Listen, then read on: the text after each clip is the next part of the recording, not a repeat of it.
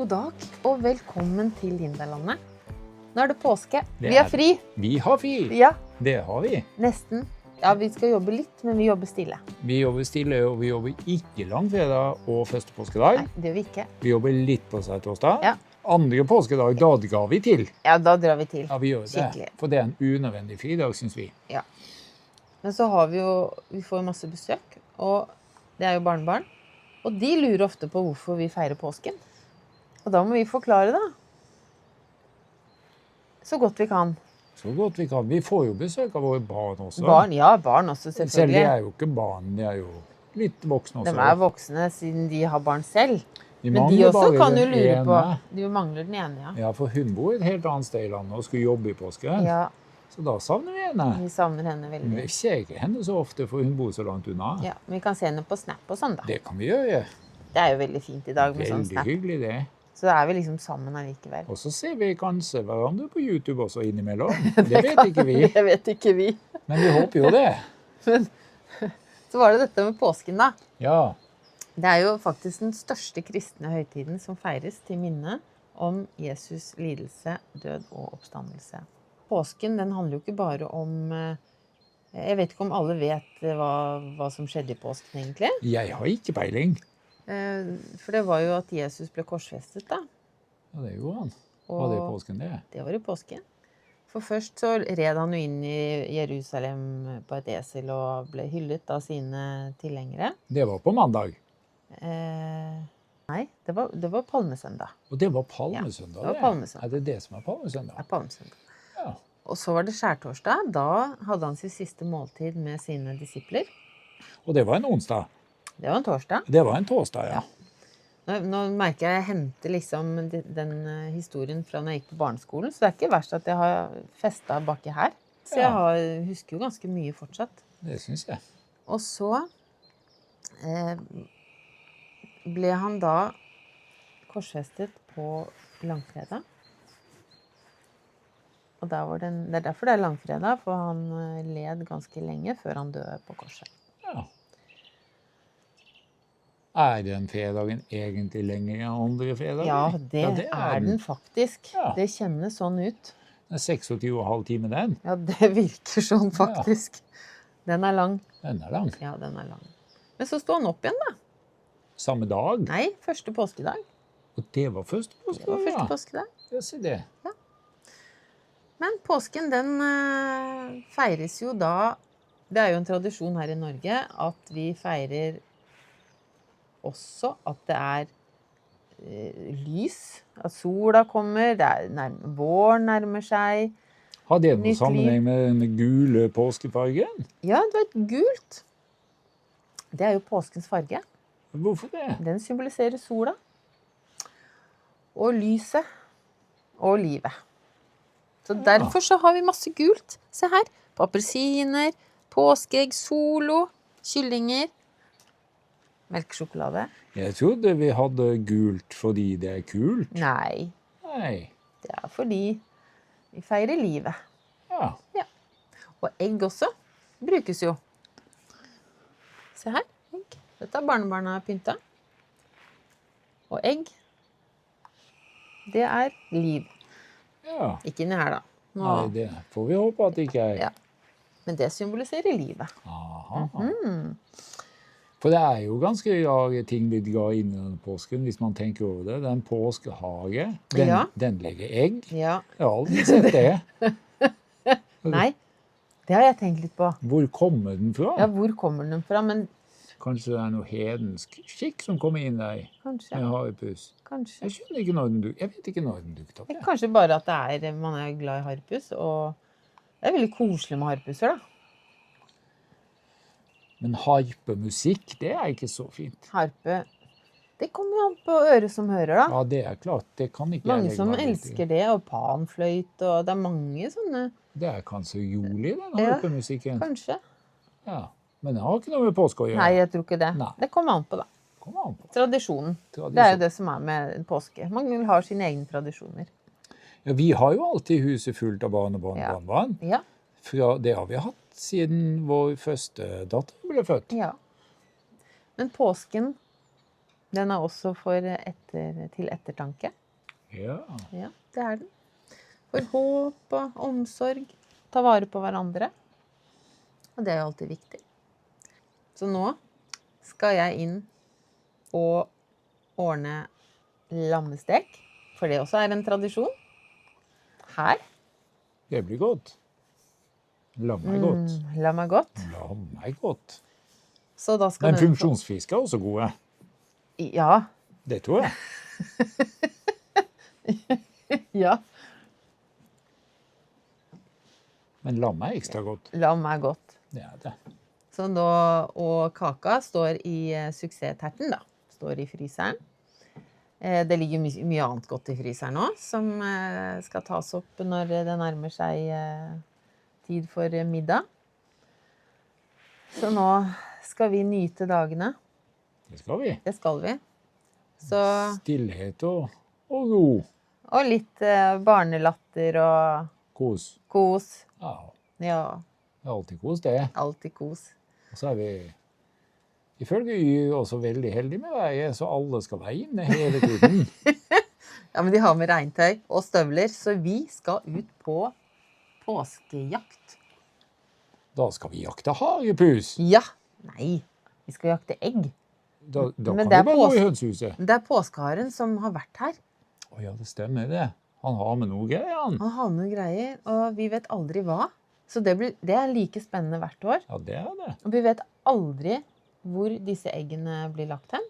Det som er litt artig, Ja, det er jo at vi er de to som blir mest overrasket over hva som er i de eggene. ja Det er jo faktisk. Ja. Og det ene året så husker jeg det var egentlig litt sånn dårlig vær. Og noen var også veldig høygravide, men alle måtte ut og gå. Og etter en times leting ute på området og på småbruket her, Så var fødselen i gang. nei, Det var den da ikke. hadde påskeharen gjemt alle eggene i kista i stua. Hvor alle hadde sittet rundt. Alle hadde sittet rundt, Ja, det er sant. Det hadde jeg glemt. og da var de var litt sånn fornærmet fordi at de måtte være ute og fryse og sånn, men litt glad For det som var oppi. for det som var oppi. Ja, det var de. Da tror jeg påskeharen godta seg veldig. Ja, det tror jeg du har rett i. Ja. Så kan man se på TV. Tradisjon, det glemte vi. Krim. Krim er jo blitt en norsk påskekrim er jo tradisjon. en norsk tradisjon.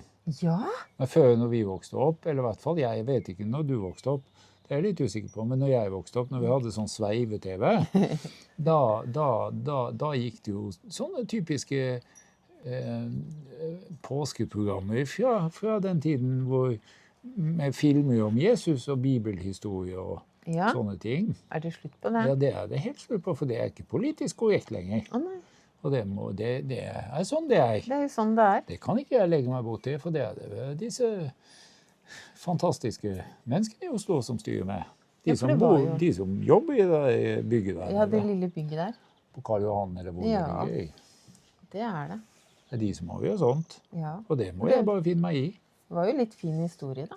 Jeg synes jo jeg lærte Ja. mye da. Du Lærte gikk jo mye. på skolen og lærte dine ting der. Jeg lærte mitt på NRK. Alt var jo så korrekt på NRK i gamle dager. Ja, det var det. Der var det kvalitet, kaller vi det. Ja. Spesielt Pompel og Pilt. Ja. Den var litt skummel, egentlig. Men det har ikke noe med påsken å Det gjøre. har ingenting med påsken å Men lite gjøre. grann. Lite grann. Lite grann. Men Så da var det et program som het Ja. Tarjei-Marieskogen. Ja. Det var også rart. Det syns jeg var Ja. snortig. Men det er en helt annen sak. Men du, Mm. vi har jo egentlig tid til å sitte her og Nei, Vi for har masse du å skal gjøre. lage lam. Jeg skal lage lam. Du trenger ikke lage det, for det tror jeg herresau og frusau har gjort allerede. Ja. Du trenger bare å Hva trenger du? Legge hele lam i ovnen? Ja. Må ta av pelsen først, da. Jeg må ta pelsen først. Eller ullen, Eller kanskje. ullen, ja. Det er ull det heter. Da kan du stikke sokker. Ja. Og så må vi jo re opp en hel haug med senger. Men vi har ikke sauer, så nå bare tuller vi. Ja, det er bare tull. Det er ingen som har tatt kontakt med oss om vi vil kjøpe sau. Det er det ikke. Enda vi har vært på Finn og allting. Jeg tenkte vi skulle si ha det. Ja, Jeg prøvde i sted. det beklager du. Ja. Men vi kan si det en gang til. Vi Vi. sier det Men en gang til. Da ønsker vi dere en riktig god påske. Det gjør vi. Ja. så håper jeg alle får en fin påske. Ja, og fredfull Og påske. fredfull påske. Ja, Og så tusen takk til alle dere som ser på. En spesiell takk til dere som abonnerer.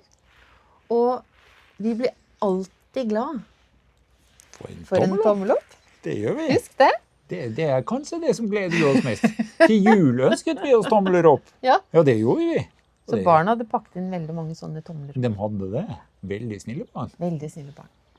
Ja, nei, men da skal jeg inn og begynne med lammesteken. Det ser jeg For frem til. jeg liker å være litt forberedt. For når huset blir fullt av fantastiske barn og barnebarn, og ja, da er det godt å kunne bruke mest mulig tid sammen med de. Og vi har en deilig kake i fryseren Det har som vi skal også. nytes i påsken. En suksessterte som Det står i ser vi frem fryseren. til. Og det ligger masse annet godt i fryseren nå, selvfølgelig. Vi skal ikke bare ha lam. Nei, vi har mer igjen av Linda landets beste også. Ja, og så Den har ser vi frem til. Den ser vi frem til. Og så har vi jo skinkestek, og vi har medisterkaker. Vi er veldig heldige som har mat i fryseren. Vi har egentlig. det. Det er, vi, Ja. det er, Vi er det veldig du heldige. flink til å passe på at vi har. Ja. Nå Ja. tenker jeg at når folk tenker at nå sier de ha det, da skal de gå, men det skulle vi ikke.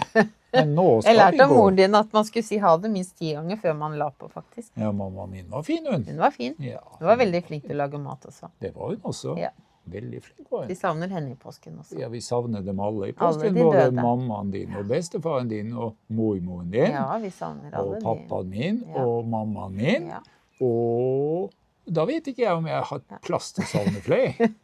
Men da sier vi tusen takk for nå. Nyt Og dagene. onkelen min. Så ses vi, håper jeg, i neste video. Ja, det må vi håpe. Det håper vi. Og den tror vi kommer på fredag. Langfredag. tror jeg. Langfredag, faktisk. Ja, vi bryter stillheten der og slipper en video. Ja, vi gjør det. Men Og det er så mest kommer den jo på første påskedag. det er fordi at den er veldig langfredag, og da Lager en lang film. lager vi en lang film. Den er ikke så Den lang. er jo ikke så Den lang. er ikke det. Den er ikke det. Så da skal jeg gå inn og begynne med lammekjøttet. Gårdsgutten skal begynne med sitt. Og vi ønsker dere alle en riktig god påske. Håper dere får noen fantastiske dager med masse god mat og masse kos. Det har i hvert fall vi. Dette er bare en liten del av det. Vi har jo mye mer inne, selvfølgelig. Det har vi. Haha. Ja, det har vi. Så takk for at du så på. Tusen takk til alle som abonnerer. Og dere som ikke abonnerer. Hvis dere liker det dere ser, så abonner! Det setter vi pris på. Ja, og vi blir alltid glad for en tommel opp. Så takk for nå. Håper vi ses i neste video. Som kommer på langfredag. Så kos dere. Ha en riktig god påske. Takk for nå. Takk for nå. Ha det. Det var tungt å komme opp.